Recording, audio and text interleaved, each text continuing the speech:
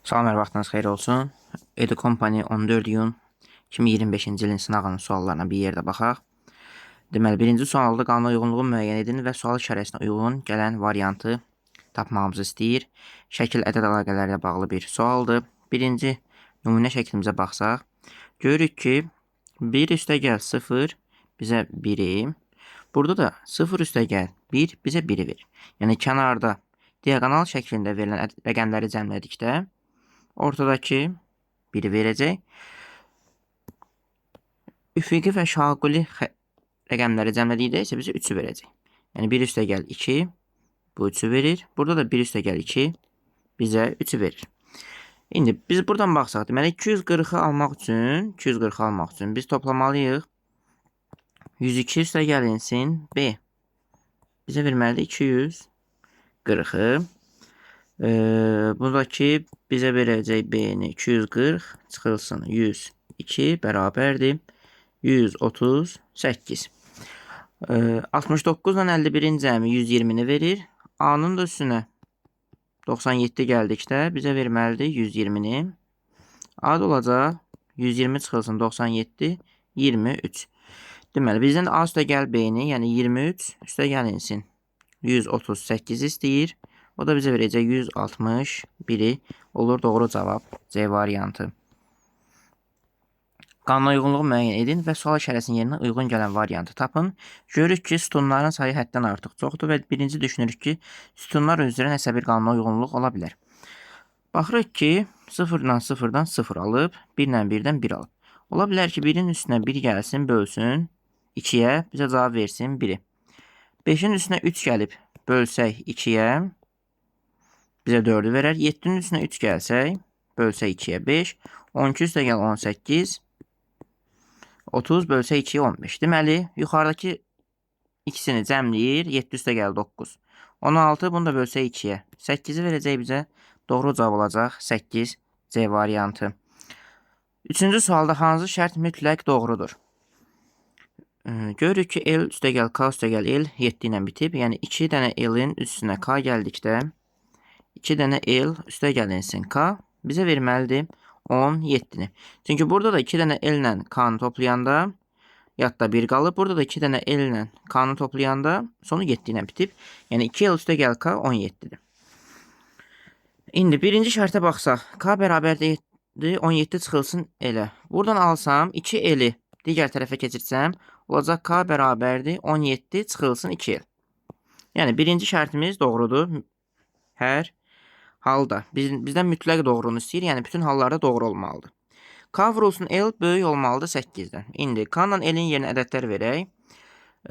K 1 olsa 17 çıx 1, 16, 2-ni vurmalıyam 8-ə. K 3 olsa 17 çıx 3, 14, L 7 olacaq. K 5 olanda 17 çıx 5, 12, L 6 olacaq. K 7 olanda L 5 olur. K 9 olanda L 4 olur. İndi bizdən K vur L istəyir. 4 vur 9, 36 doğru olur. 5 vur 7, 35. 6 vur 5, 30. 7 vur 3, 21. 8 vur 1, 8. Görürəm ki, 4 dənə halda doğru olur, amma bir halda 8-ə bərabər olur. Yəni, 2 mütləq doğru deyil. Yanlış olduğu hal var. K böyüdür L-dən. Baxırıq ki, K burada L-dən böyükdür, K burada L-dən böyükdür, amma bu hallarda, birinci, ikinci, üçüncü hallarda K L-dən keçir, yəni üçüncüdə səhvdir. Yəni, yalnız bir dənə doğru cavab var, o da yalnız bir cavabı mütləq doğrudur. Doğru cavab olacaq yalnız bir, yəni D variantı. Yəni, burada da işarə edeyim. Bura C dedik, burada C dedik. C, burada da C dedik, burada da ki D dedik, yalnız bir. Qanuna uyğunluğu müəyyən edin, operator sualıdır. Demişdik ki, dövlət qulluğunda bir tərəfi nəyəsə vurmaq, nəyəsə yüksəltmək məşhur sualdır. Bu sualda da elədir. 17-nin üstünə gəlib 2-nin kubunu. 14-ün üstünə gəlib 3-ün kubunu. 6-nın üstünə gəlib 2-nin kubunu. İndi burada 1-in üstünə 1-in kubun gəlib. Bizi gəlməli 26 üstə gəlinsin 4-ün kubu. 26 üstə gəlinsin 64. O da bizə verəcək 90 cavabını. 90 cavabı da B variantıdır. Qeyd eləyək B variantını. Şəkildə neçə üçbucaq var? Demişdik ki, hər hansısa bir dördbucaqlı simmetriya və diaqonal xəttləri ilə üçbucaqlara ayrılıbsa belə yazırdıq. 1, 2, 3, 4, 5, 6, 7, 8. 8 dənə üçbucağa ayrılıb. 8-i də vururuq 2-yə. Yəni burada 16 dənə üçbucaq var. Cavab olur A variantı.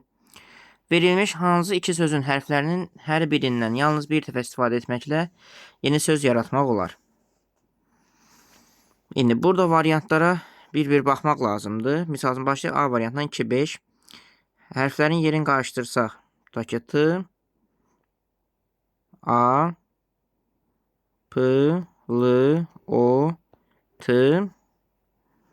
İndi bir dənə də A, S, bir dənə də A olmalıdır.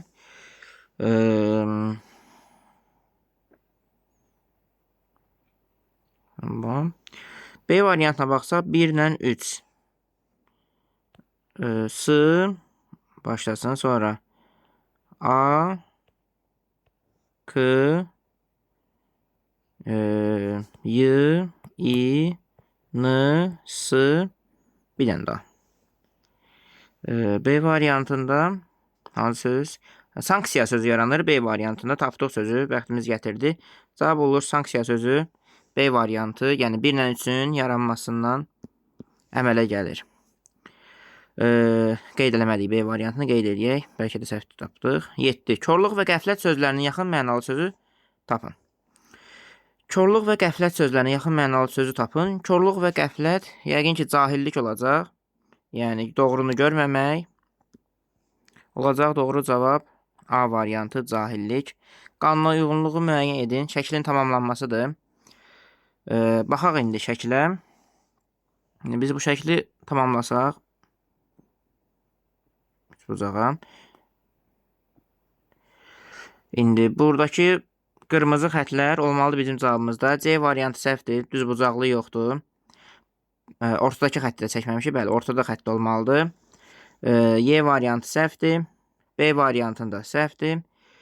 C variantında xəttin biri. Bu da səhvdir. Doğru cavab elə olur. A variantı. Şəkli tamamladıq. A variantını qeyd edək. Şagirdlər deyir 2-2 oturanda 5 nəfər ayaq üstə qalır. 300 oturanda 4 yer boş qalır. Sinifdə neçə şagird var? Şagirdlər 2-2 oturanda 5 nəfər ayaq üstə qalır. X dənə parta varsa, 2-2 oturanda 5 nəfər ayaq üstə qalır. Deməli 2 qız şagird var. Hələ əlavə olaraq 5 dənə şagird var ki, ayaq üstə qalıb, bərabərdir. 300 oturanda 4 yer boş qalır. Partalarda 300 oturur. Amma 4 dənə yer boş qalır. Yəni 4 dənə yerdə adam oturmur. İndi ədədləri bir yana, x-ları bir yana keçirdəndə x bərabərdir bizə 9-u verəcək burada. X bərabərdir 9. 9-u aparıb yerinə qoysaq bəs. Sinifdə neçə şagird olduğunu soruşur bizdən. 2 vurulsun 9, üstə gəlinsin 5. Bərabərdir. 2 vur 9. 18 üstə gəl 5. 23. 23 dənə şagird olanda ödəyirmi? Ödəyir. Yaxşı, bəs 9-un misillərinə baxsam, misal üçün 18 olduğunu fikirləşsəm, 2 vurulsun 18, üstə gəlinsin 5. 2 vurulsun 18.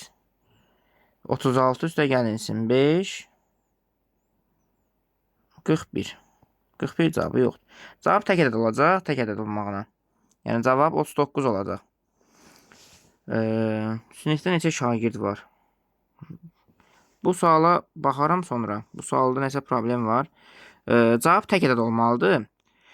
Çünki partaların sayı, şagirdlər 2-2 oturanda 5 nəfər ayaq üstə qalır. Yəni bu ədəddə 2-yə böləndə 5 nəfər ayaq üstə qalırsa, cavab tək ədəddir. Şagirdlərin sayı tək ədəd olmalıdır. Ona görə cavab C variantı çıxacaq. 100%. 300 oturanda 4 yeri boş qalır. Yaxşı, 39-u cavab olduğunu bilirəmsə, 39-dur. 39 dənə şagird var. 39-dan 5-ini çıxaq, qalsın 34. 34 nəfər uşağı 2-2 partaya oturtursaq, 34 bölü 2, 17 dənə part olacaq. 17 parta. Bu oldu partaların sayı. İndi 300 oturanda 17 vurulsun 3. 51 dənə 51 dənə uşaq eləyir. 51 dənə uşaqdan 4-ün çıxanda ki 4 dənə yer boş qalıb. Bu da bizə verir 47 dənəni. 47 dənə uşaq yox idi axı bizim sinifimizdə. Bizim sinifimizdə cəmi 39 dənə uşaq var idi. Ona görə cavab C variantı olacaq. Amma ki qayda belə deyil. 23 dənə uşaq olmalıdır sinifdə 23 dənə. Ki 23 dənə uşağı 2-2 oturanda 18 dənə oturmalıdır. 5 nəfər ayaq üstə qalmalıdır. 9 dənə part olmalıdır. 9 dənə part olmalıdır. 300 oturanda 3 vurulsun 9. 27. 27 dənə uşaq olur. Amma 4 dənə yer boş qalır. Ona görə 23 dənə uşaq olur. Cavab 23'dür. Amma ki tək ədəd olması üçün cavabı 39 götürəcəyik burada. Yəqin ki C variantı. 18. Növbəti suala baxaq. Rəqəmləri hasilinin 2 misli özünə bərabər olan ədədin rəqəmlərinin cəmini tapın. Rəqəmlərin hasilinin 2 misli. Yəni, elə bir 2 rəqəmli ədəddir ki, bu ədəd rəqəmləri hasilinin 2 mislinə bərabərdir. Yəni, 2 vurulsun A vur B. Ədədi 2-yə vurmuşamsa, deməli B cüt ədəddir. Yəni, 8, 6, 4, 2-dən biridir. 8 versiyasına baxsam, yəni A8 bərabərdir. 2 vurulsun A vurulsun 8-ə, yəni A8 bərabərdir 16 vurulsun A-ya. İndi 16-yı nəyə vuranda sonu 8-dən bitir? 3-ə. 3 vur 16 48 eləyir. Yəni A burada 4, burada 3 olur. Yəni bu qayda ödəmir.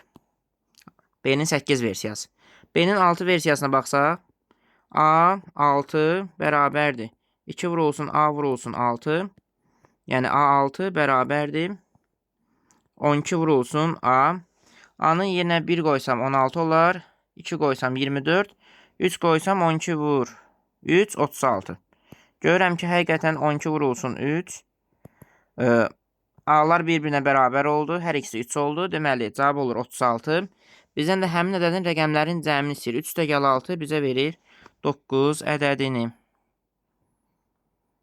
Verilən nümunədə məntiqi əlaqəyə görə analoji olaraq natamam cütü tamamlayın. Aldanma, inamsızlıq yaradır, zəhərlənmə, ölümə səbəb olur. Aldanma, inamsızlığa, zəhərlənmə, ölümə səbəb olur.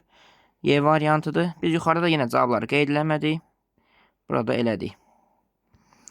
Birinci sözün sonu ikinci sözün əvvəlidir. Baxmalıyıq. Burada üsyan sözü. Yəni cavab olacaq B variantı üsyan, yanaq. Yəni cavab olur B. Bu suala baxaq. İndi 2A bərabərdir B-yə yazaq. 2A bərabərdir B-yə. 2B bərabərdir C-yə. Sonra 2C bərabərdir D-yə.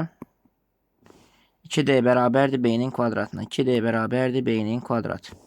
Yəni D bərabərdir B-nin kvadratı bölünsün 2. Buradan çıxan nəticə. İndi buradan çıxan nəticəni D-nin qiymətini gətirib yazıram yerinə. Yəni 2C bərabərdir. D-nin yerinə yazıram B kvadratı bölünsün 2. İndi buradan C bərabərdir. Bu 2-ni götürüb vururam. Bu 2 olur B-nin kvadratı böl 4. C bərabərdirsə B-nin kvadratı böl 4-ü gətirib burada yazıram yerinə. 2B bərabərdir. C-nin kvadratı daha doğrusu C-nin yerinə yazıram. B-nin kvadratı böl 4. B-nin kvadratı böl 4. İndi 2-ni də vursam, bu 4-ü vurun bu 2-yə. 8B bərabərdir B-nin kvadratına. B də bərabərdir, onda olur 8-ə. Hər tərəfdən B-nin birini ixtisarləsəm. B 8-dirsə, gətirib burada yazıram yerinə. 2A bərabərdir 8-ə. A da bərabərdir 4-ə. Doğru cavab olur 4, yəni D variantı. Aydan Vüsalə, Ramil, Aysel, Əlirza düşərgəyə yola düşüblər. Onlar özləri ilə müxtəlif əşyalar götürüblər. Vüsalə, Ramil, Aysel yalnız xalça apardığı halda digər yoldaşları ilə Özləri ilə döşək gətiriblər. Vüsalə və Aydan neylon materialdan çadır qurublar. Digər yoldaşları isə qurduğu çadır materialı brezentdir. Aydan və Ayseldən başqa bütün yoldaşlar çadırlarını iplə bərkidiblər. Çadırlarının bərkidilməsi üçün isə ip və zəncir elementlərindən istifadə olunur. Yalnız xalça aparan brezent materialı çadırın zəncirlə bağlayan kim idi?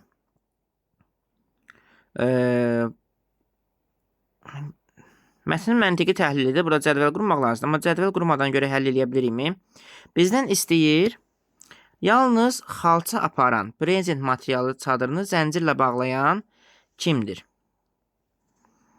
Baxaq. Xalça aparan kimdir? Əvvəl xalça aparana fikir verək. Vüsalə, Ramil, Aysel. Yalnız xalça apardığı halda. Vüsalə, Ramil, Aysel xalça aparıb. Deməli, bizim cavablarımız ya Vüsalədir, ya Ramildir, ya da Ayseldir. Ki, bunlar özləri ilə xalça aparıblar.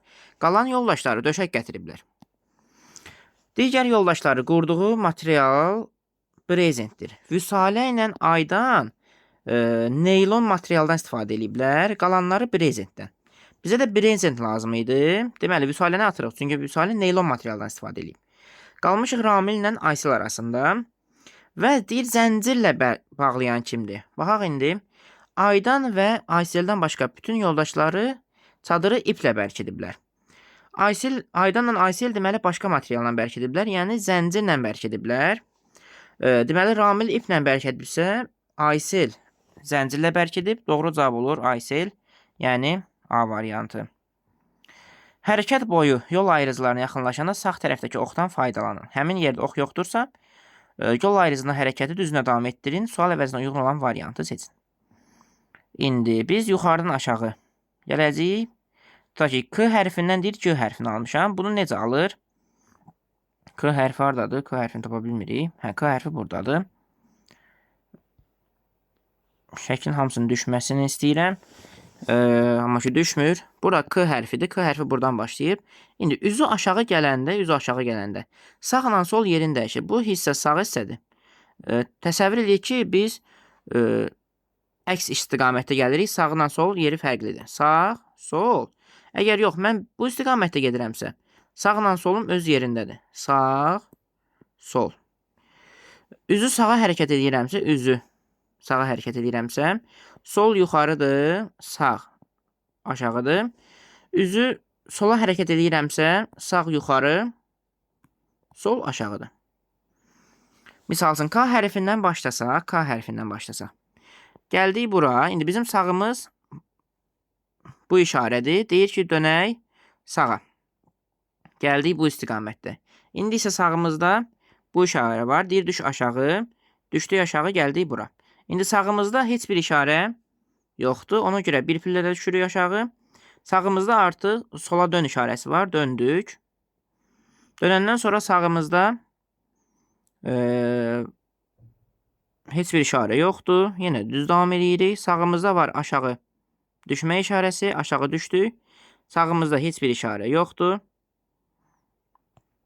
Bir dənə də aşağı düşdük. Sağımızda dönmə işarəsi var. Sağa dönürük. Baxırıq indi sağımızda heç bir işarə yoxdur. Düz davam edirik. Sağımızda heç bir işarə yoxdur. Düz davam edirik. Sağımızda heç bir işarə yoxdur. Düz davam edirik. Və hansı hərfə gəlib çıxırıq? G hərfinə gəlib çıxırıq. Burada da deyir ki, K hərfindən hara çıxırıq? G hərfinə çıxırıq. Yəni, tapdığımız ardıcıllıq düzdür. Bizdən X, Z, Y istəyir. X, Z, Y. Yəni, X, Z, Y-dən başlayacağıq. Axtarırıq biz X, Z, Y. Z buradaydı. Y burada. X isə buradaydı. İndi X-dan başlasaq. Gəlsək bura. Sağımız düşür bura. Deyir ki, dön. Döndük. İndi isə sağımız düşür. Bu hissəyə deyir, dön aşağı. Aşağı düşdük. Sağımızda heç bir işarə yoxdur. Yenə də düşürük aşağı. Yenə sağımızda heç bir işarə yoxdur. Düşürük aşağı. Sağımızda işarə var. Döndük sola. İndi sağımızda yenə heç bir işarə yoxdur. Doğru, düz davam edirik. Sağımızda var. Aşağı dönmə işarəsi. Düşdük aşağı. Sağımızda var. Dönün. Döndük. Bu səfər sağımızda aşağı düşüş işarəsi var. Aşağı düşdük. İndi buradan baxmalıyıq aşağıdakı fiqura. Ki biz burada aşağıda hansı hərf var? N hərfi var. Yəni X-a uyğun gələn hərf N-dır. x-a uyğun gələn hərf n-dır. Yəni x-a uyğun gələn hərf n-dır. Deməli, D atdıq, C atdıq, A-nı atdıq. Deməli, ya cavab ya B-dir, ya da ki, Y-dir. İkisindən birini tapmalıyam, ya Z-dir, ya da ki, Y-i. İndi Z-dən davam eləyək, Z-lə. Z hərfi buradadır. Düşdüm aşağı. Sağımız boşdur. Düşürəm aşağı. Sağımız boşdur. Düşürəm aşağı. Sağımda sağa dön işarəsi var. Döndüm. Sağımda yuxarı qalx işarəsi var. Qalxdım. Qalxanda sağımda heç bir işarə yoxdur. İlərlədim. İndi sağımda var. Sağa dönmə işarəsi. Döndüm. Sağımda aşağı düş işarəsi var. Düşdüm. Sağımda işarə yoxdur. İrəli. Sağımda sağa dön işarəsi var. Döndüm. Sağımda işarə yoxdur. İrəli gedirəm. Sağımda yenə işarə yoxdur. İrəli gedirəm. Deməli, mən Z hərfindən gəldim, R hərfinə çatdım. Z hərfindən N hərfinə çatdımsa, deməli, X-ımız N idi, Z-imiz R hərfi oldu. R. Deməli, N, R, A olacaq cavab, yəni ki, Y variantı.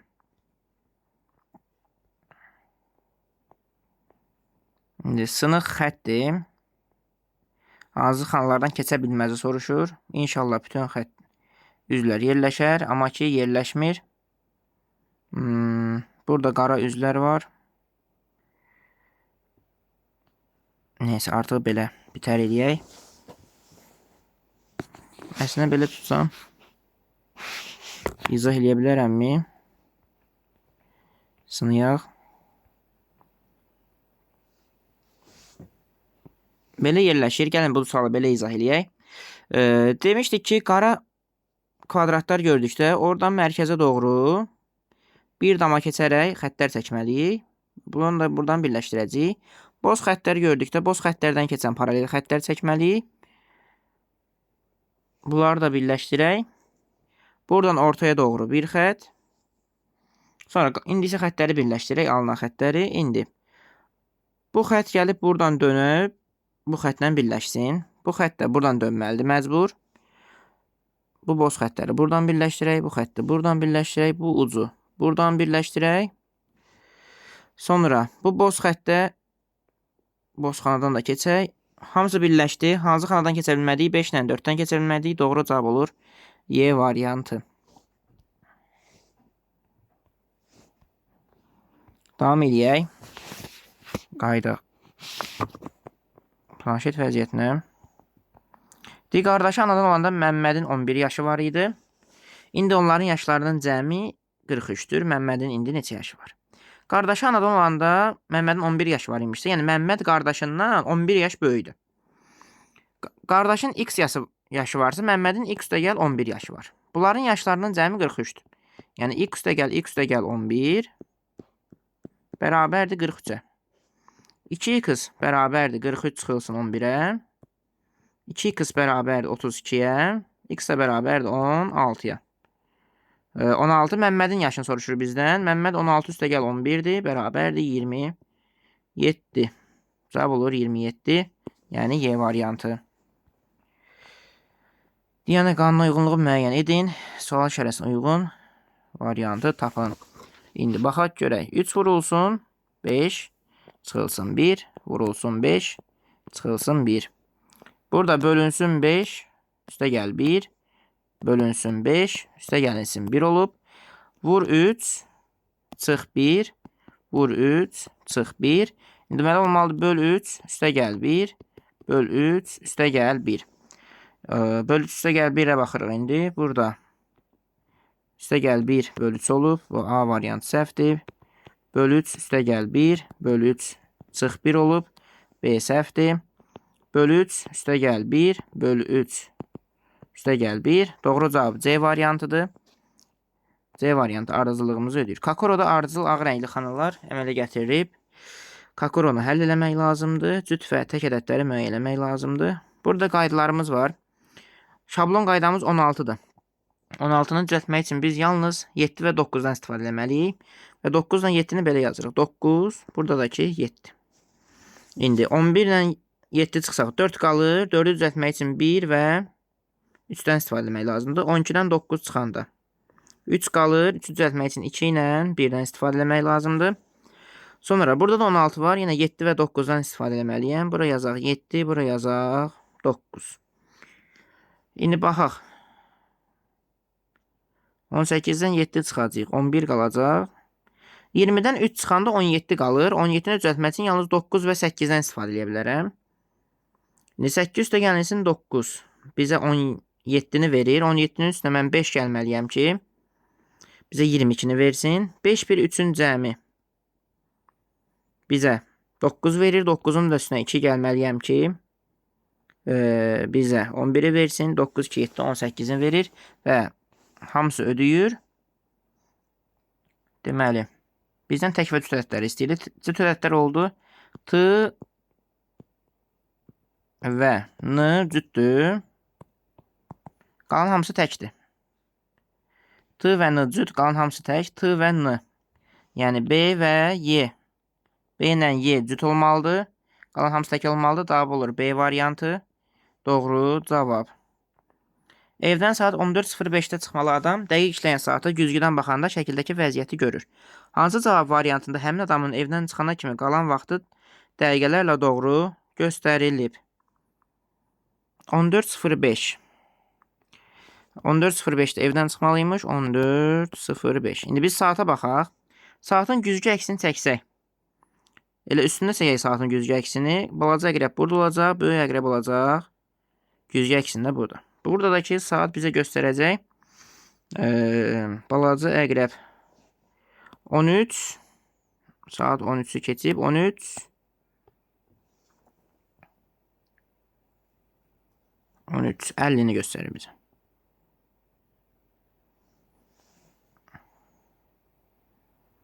Yox, balaca əqrəbi yaxşı çəkmədik. Balaca əqrəbi düz çəkməmiş. Ona görə biz səhv görürük.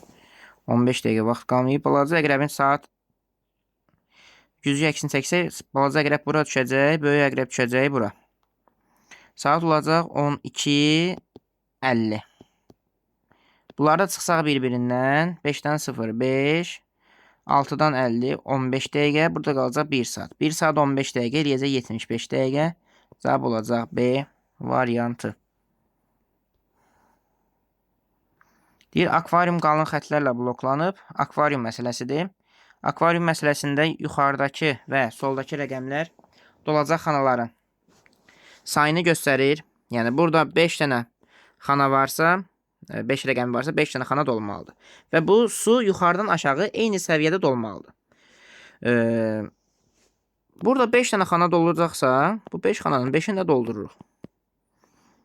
5 xananın 5'ini də doldurursa, deməli, onda bu xana artıq boşdur.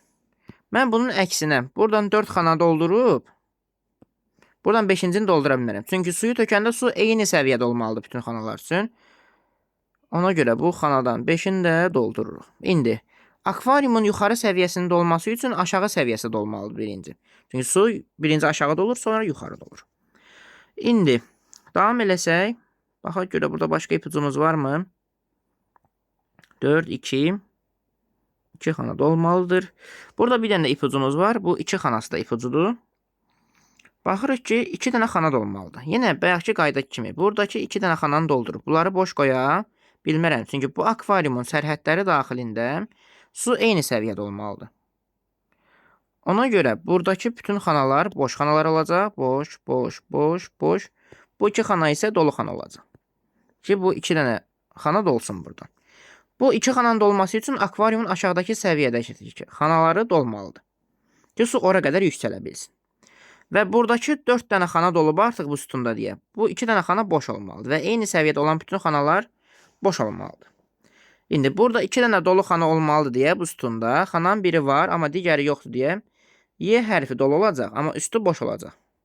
Çünki su aşağıdan yuxarıya doğru yüksəlir. Davam eləsək burada. Burada 3 dənə xana dolu olmalıdır. İkisi dolub, biri qalıb. Biz xananın birini buradan dolu götürüb, ikisini buradan boş götürə bilmərik yenə. Çünki su eyni səviyyədə dolu olmalıdır. Ona görə bu xanalar boş olacaq, bu xana isə dolu olacaq. Akvariumun aşağı səviyyəsi boşdursa, deməli onda onun yuxarı səviyyələri də boşdur. Ona görə bura isə dolu xana olacaq. Çünki burada 2 dənə xana dolu olmalıdır. Bu sütunda 5 dənə xana dolu olmalıdır. 3'ü dolub, ikisi boşdur. Deməli bu xanalar dolmalıdır. Su onlarla eyni səviyyədə olması üçün qalan xanalarda dolu görsənməlidir. Bizdən hərflərin yerləşdiyi boş və dolu xanalar istəyir. Deməli, boş xanalar, boşlar.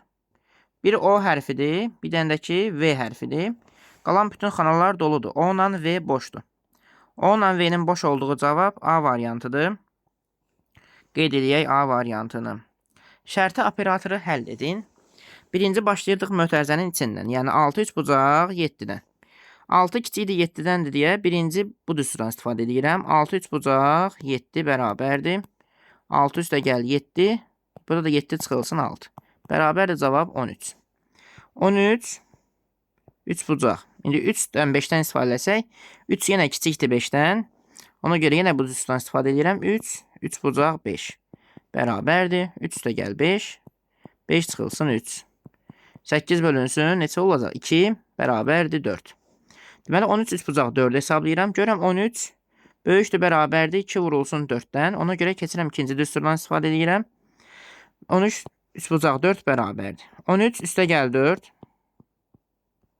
Üstə gəlinsin 4 çıxılsın 8. 4 çıxılsın 8. 17 çıxılsın 4 bərabərdir. 13.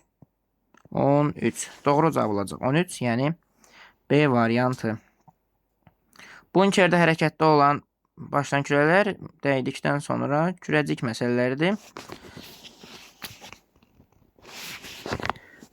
Yenə görək. Hara getdi o sual. Belə baxsaq. Deyirik 32 dənə kürə yuxarıdan aşağı doğru gəlir. Birinci bu kürəciklər burada ayrılacaq 2 yerə. 16, 16. Burada ayrılacaq 2 yerə. 8, 8, 8, 8. 8 ilə 8 burada birləşib. Yenə 2 yerə ayrılacaq. Yəni burada 16 əmələ gələcək. Yenə bölünəcək 2 yerə. 8, 8. İndi buradakı 8 gəlib bölünəcək 2 yerə olacaq 4, 4. Buradakı 8 ayrılacaq 2 yerə 4, 4. İndi 4 ilə 8 12 olacaq. Burada olacaq 12. Ayrılacaq 2 yerə. 6, 6, 6, 6. Sonra buradakı 4 gəlib ayrılacaq 2 yerə. 2, 2. Buradakı 4 ayrılacaq 2 yerə. 2, 2. Buradakı 2 heç yerə ayrıla bilməyəcək. Olduğu kimi gəlib. Dolacaq birinci bankaya. 2 üstə gəl 6. 8, 8 bölünəcək 2 yerə. 4, 4. 6 üstə gəl 6. 12, 12 bölünəcək 2 yerə. 6. 6, 6 üstə gəlinsin 2. Olacaq 8, 8 bölünəcək 2 yerə. 4, 4. 2, 2 bölünəcək 2 yerə. 1, 1. Deməli 2, 4, 10, 10, 5. Bir cavabını axtaracağım. 2, 4, 10, 10, 5, 1 də elə doğru cavab olur. A variantı.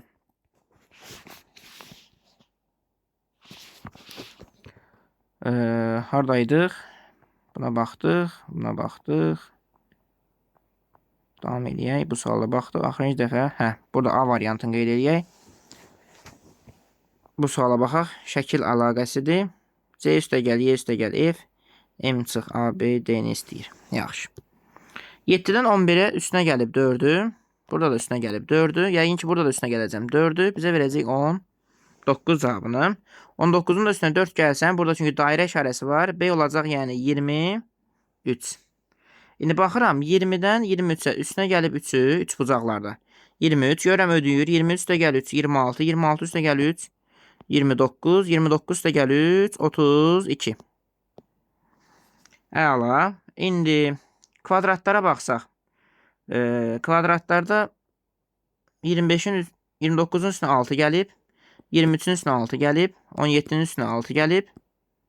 Deməli, burada da üstə gəl 6. 11. 11-dən də 6 çıxsa F olacaq 5. M-i tapmaq qaldı bir dənə. Orada da 23-ün də üstünə 4 gəlməliyim. O da olacaq 27. İndi C oldu bizdə 11. Üstə gəlinsin. Y 32. Üstə gəlinsin F 5. Üstə gəlinsin M 27. Çıxılsın A 19. Çıxılsın B 23. Çıxılsın D. D hərfimiz haradadır? 29. İndi baxaq bu ədədlərə.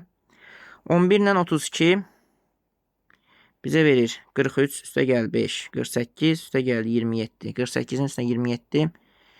75. 75. İndi çıxmanı hesablayaq. 19, 23. Bizə verir 42. 42 ilə 29.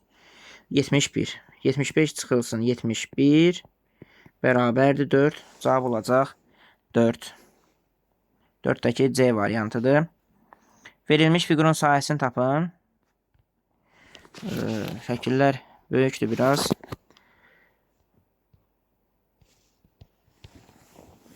Belə davam edəcəm. Verilmiş fiqurun sahəsini tapmağımızı istəyir. Necə tapaq bu fiqurun sahəsini? Əvvəlcə çevrənin hazır qaydalarımız var idi ki, biz bu fiquru görəndə bunun sahəsi 3 vurulsun 1-in kvadratı, yəni 3.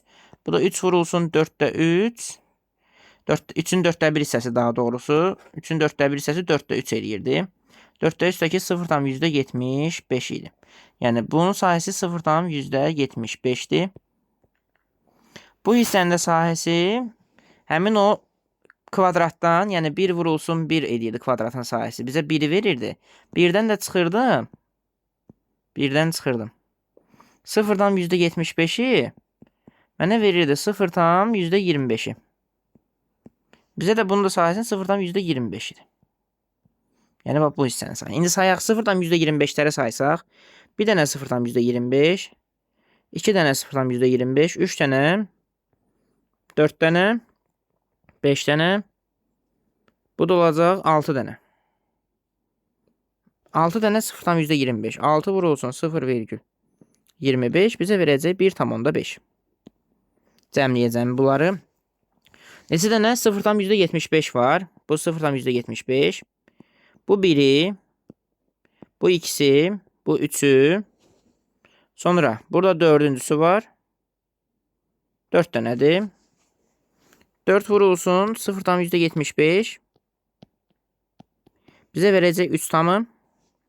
İndi kvadratları saysaq 1, 2, 3, 4, 5, 6, 7, 8, 9, 10 dənədir bu da. Bir də olacaq 10. Bunları da toplasaq eləyəcək 14,5.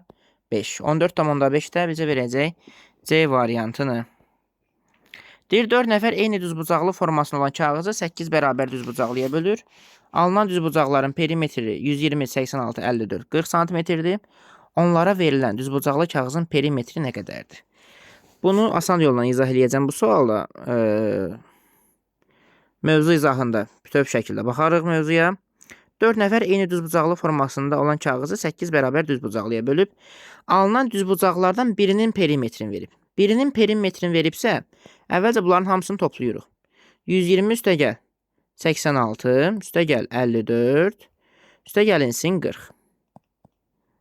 Bunların da cəmi bizə verir 86 ilə 54. Bizə verəcək 100, 40, 180, 300.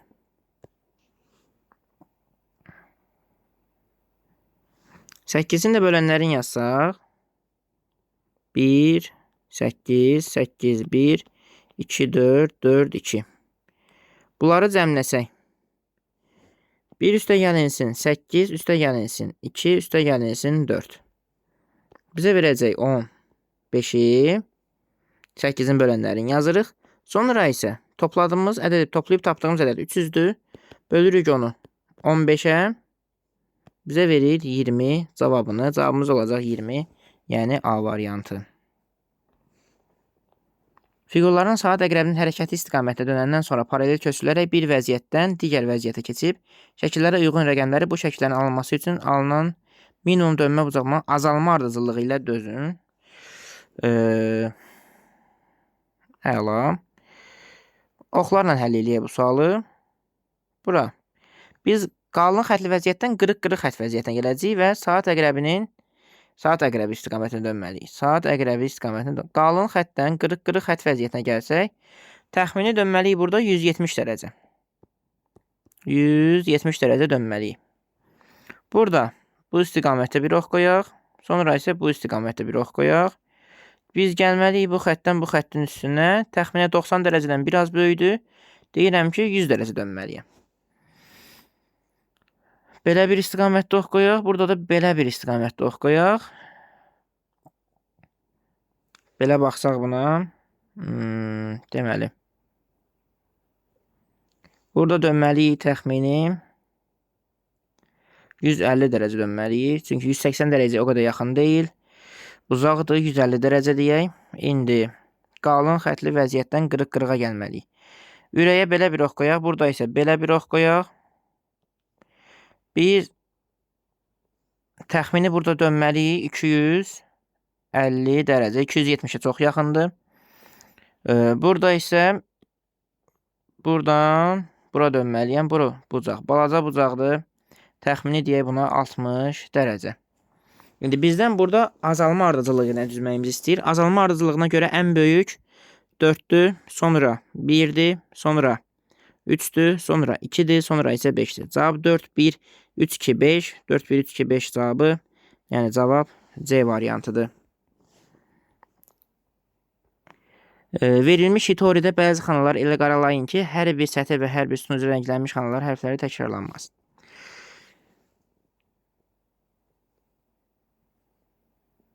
İndi demişdik ki, iki eyni xananın ortasındakı xana ağ xana idi. Baxaq görə iki eyni elementin ortasında olan xana varmı? Var. 2 dənə 4'ün arasında 3 var. 2 dənə 2'nin arasında 5 var. Sonra 2 dənə 1'in arasında 2 var. Sütun boyu baxsaq 2 dənə 2'nin arasında 1 var. 2 dənə 4'ün arasında 1 dənə 3 var. İndi ağ xana ilə eyni sətir və sütunda olan xana qara xanadır. Baxaq indi 5, 2, 1 ilə. Bu 1 ağdırsa bu 1 qaradır.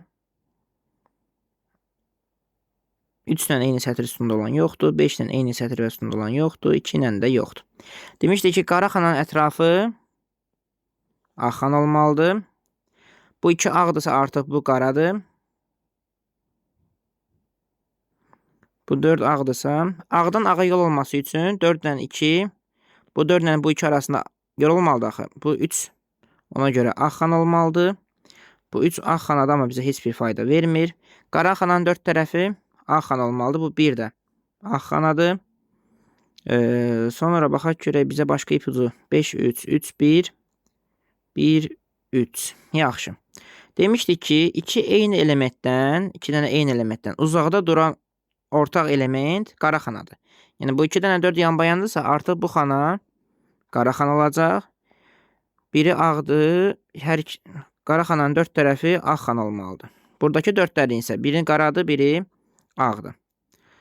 Sonra bizdən nə istəyir ki, aşağıdakı soldan birinci sütun. Və xanalarda yazılan ədədlərin cəmini tapın. Qaralanacaq xanaların cəmini istəyir buradan. İndi sonra 5, 4, 3 ağdır. 2 ilə 1, 4 ilə 3.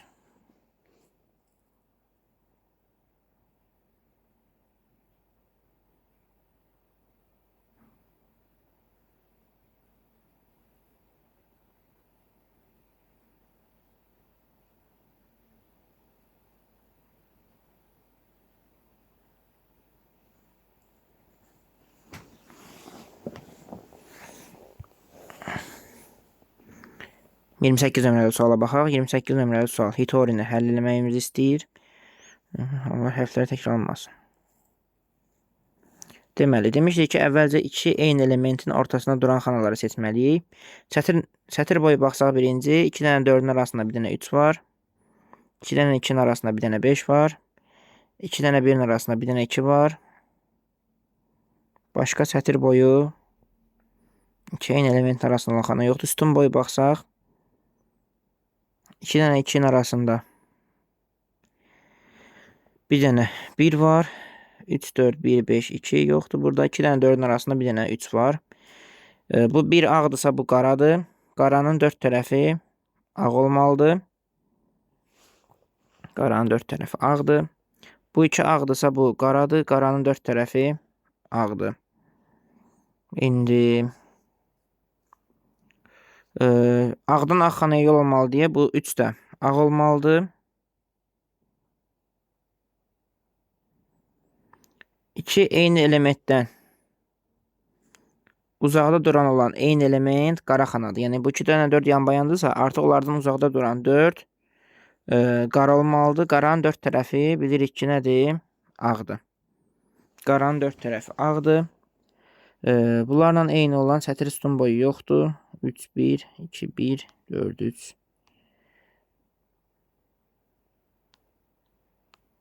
İndi bəs burada necə təyin edək? Artıq bununla başqa ipucumuz yoxdur deyə. Buradakı karandaşın rəngini dəyişək. Buradakı 4-lərdən birinə ağ deyəcəyik, birinə qara deyəcəyik. Yaxşı olar ki, bu küncdəki 4-ə ağ deyək, buna qara deyək. Qaranın 4 tərəfi ağdır, ağdır, ağdır. Bu 3 ağdırsa bu qaradır. Sonra ağdan ağa yol olmalıdır deyə. Bu 2 məcburdur, ağ olsun. Sonra bu 5 ağdır deyə, bu 5 qaradır. Sonra bu 5-dən 5-ə yol olmalıdır deyə, bu ağdır. Bu ağdırsa bu qaradır. Və hamısındakı ödədi. Heç bir ağ-qara xana üst-üstə düşmədi deyə doğrudur.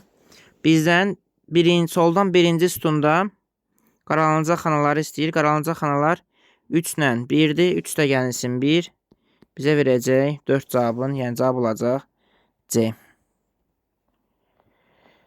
Verilmiş cədvəldə qatlanma prosesi aparılacaq. Rəngsiz xananın üzərinə düşdükdə rəngsiz. Deməli, rəngsiz üstə gəl. Rəngsiz bizə verəcək rəngsizi. Biz bunu belə qeyd eləyək. Ağ üstə gəl. Ağ bizə versin, yəni. Ağla ağı. Rəngli xana, rəngsiz xana üzərinə düşdükdə rəngli. Rəngli ilə rəngsiz düşdükdə hər x olacaq. Rəngli, rəngli.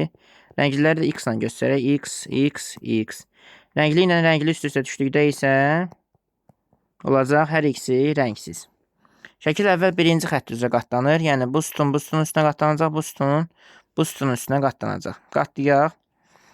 Rəngsizin üstünə rəngsiz gələndə hər ikisi olmalıdır. Rəngsiz, burada da rəngsiz, rəngsiz, rəngsiz, rəngsiz, rəngsiz. İndi burada da rəngsiz, rəngsiz olacaq. Hər ikisi rənglənməlidir. Burada hər ikisi rənglənəcək. Biri rənglidir, biri rəngsiz. Biri rənglidir, biri rəngsiz. Hər ikisi rənglənəcək. Burada da hər ikisi rənglənəcək. Burada hər ikisi qalacaq rəngsiz. Bu oldu birinci xətt üzrə qatlanma. Keçirik indi ikinci xətt üzrə qatlanmaya. Bu sütun üstünə, bu sütun üstünün üstünə qatlanmalıdır. İndi baxırıq, ağ üstə gəl, ağ. Ən kənardakı sütunları qatlayıram birinci. Qara ilə ağ hər ikisi olmalıdır. Qara ilə qara hər ikisi olmalıdır. Ağ rəngdə. Rəngsiz, rəngsiz. Qara ilə ağ hər ikisi olmalıdır. Rəngli. Burada da hər ikisi rəngli olmalıdır. Burada da hər ikisi rəngli olmalıdır. Sonra ikinci sütunları qatlasam, ağla qara hər ikisi olmalıdır. Qara. Ağla ağ hər ikisi ağ qalmalıdır. Ağla ağ hər ikisi ağdır. Ağla ağ hər ikisi ağdır. Ağla qara hər ikisi olmalıdır. Qara.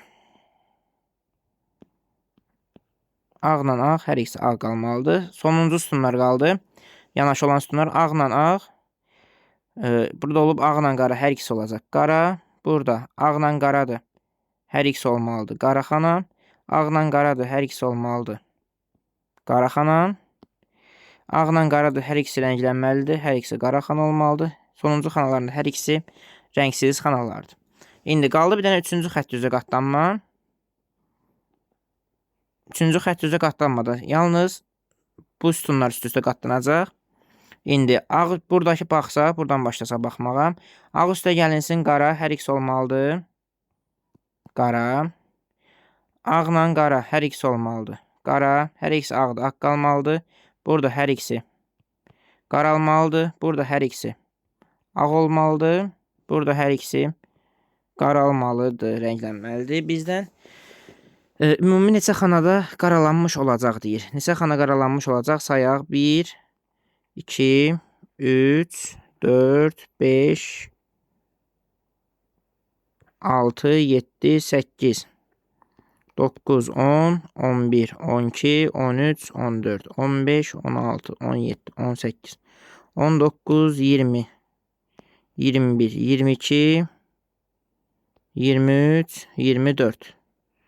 24 dənə saydım. İnşallah düz saymışam. Cavab olur B variantı. Bir şagirdin 5 yoldaşın təklif etdiyi oyunun şərtinə görə oyunçular onlara verilən suallara doğru olub olmamasına asılı olmayaraq istədikləri formada cavablandırır və ya cavablandırmaya bilərlər. Oyunçuların altısı sıraya düzülür. Kənar bir şəxsin bu oyunu kim təklif etdi sualına oyunçuların şəhadət barmaqları ilə sola, sağa və ya istiqamətlərini bildirirlər. Doğru məlumat verənlərin sayı yalan məlumat verənlərin sayından azdırsa, vəziyyəti göstərən şəklə əsasən oyunu təklif edə biləcək şagirdlərin sıra nömrələrini seçin və artan sıra ilə göstərin.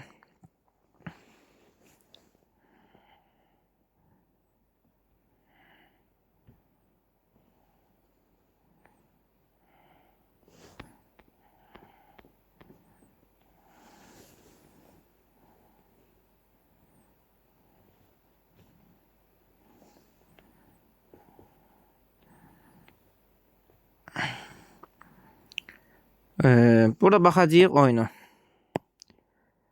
Deyəcəm ki, oyunu tutaq ki, birinci oyuncu təklif eləyib.